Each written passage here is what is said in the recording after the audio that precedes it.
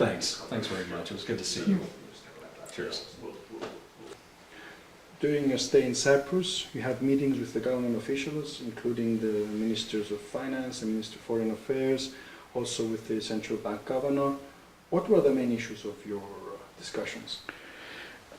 We had very constructive discussions, actually on a wide range of issues.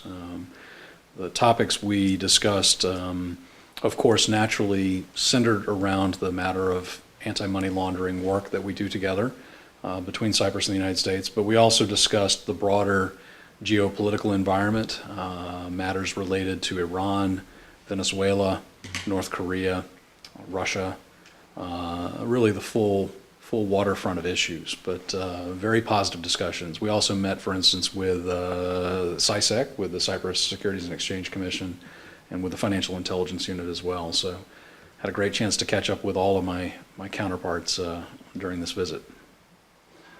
Cyprus faces mounting pressure, I would say, over its financial transparency. In the recent past, foreign media, EU officials, and the US State Department accused, directly or indirectly, Cyprus for money laundering issues. Regarding wealthy foreigners, mainly Russians, the Cyprus government noted that it follows EU regulations on the matter. Do you have a different opinion on that?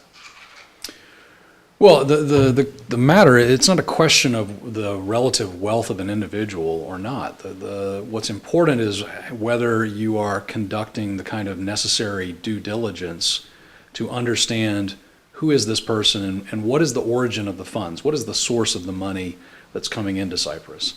And I would say in that respect, in terms of the necessary laws and regulations, as well as the enforcement ability of the government to ensure that the banks are complying, that the law firms are complying.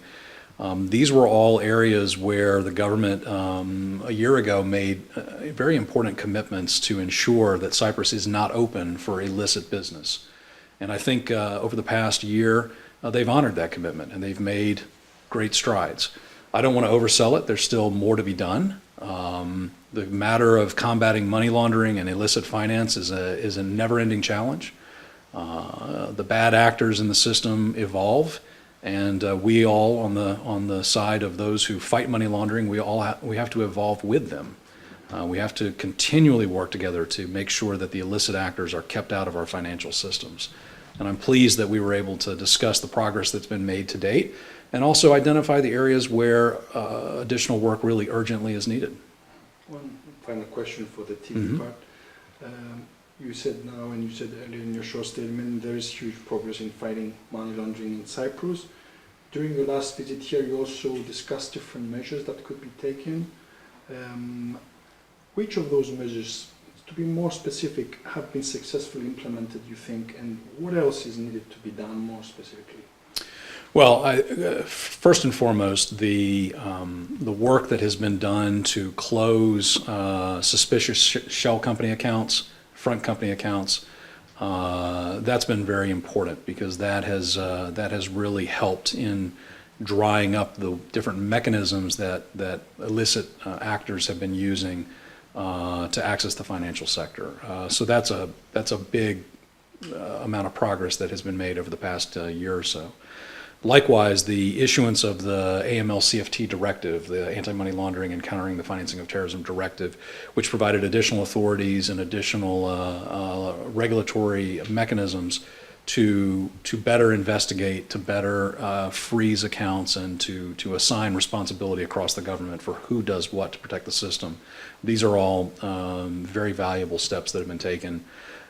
Big improvements, but Cyprus has been committed to this fight, and it's great to see the progress made, and I'm also very pleased with all the assurances that were given about how we're going to take the next steps together as well. Can we say a few further steps you've discussed today? Well, I wouldn't want to get into too many of the details, but I would say that we need to continue to work on the way that trust and company service providers form entities in Cyprus to make sure we really understand the ultimate beneficial owner of the company. I think we really need to work together on how individuals obtain Cypriot citizenship and EU citizenship to make sure that those processes are not abused. But by and large, I think the collaboration has been good, and the follow-up on a number of specific matters that we've raised has been excellent.